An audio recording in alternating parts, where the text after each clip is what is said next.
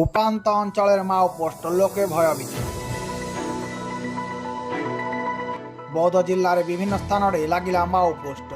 यह देखि स्थानीय अंचल जनसाधारण भयभीत हो पड़छन्ति। बौद्ध जिला मनमुंडा थाना अंतर्गत सगड़ा फांडी, कनपा, मालती गोछापड़ा, सिगाड़ी और स्थानीय अंचल में विभिन्न स्थान में लगिला माओ पोस्ट।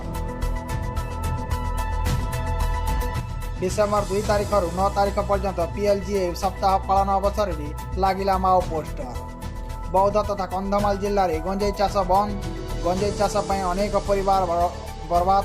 जो माने गंजेई चाष करेंगे माओवादी दंड देवा निष्पत्ति नहीं बेले अन्यपटे गंजेई बेपारी को निज अंचल में न पुरैबा और गंजेई चाष जो पुलिस गाँव को जाई माओवादी विप्लव बाधा सृष्टि करुवा नहीं उल्लेख रखिथिबा बेले अन्यपटे किसी प्रतिक्रिया मिल पारि नहीं।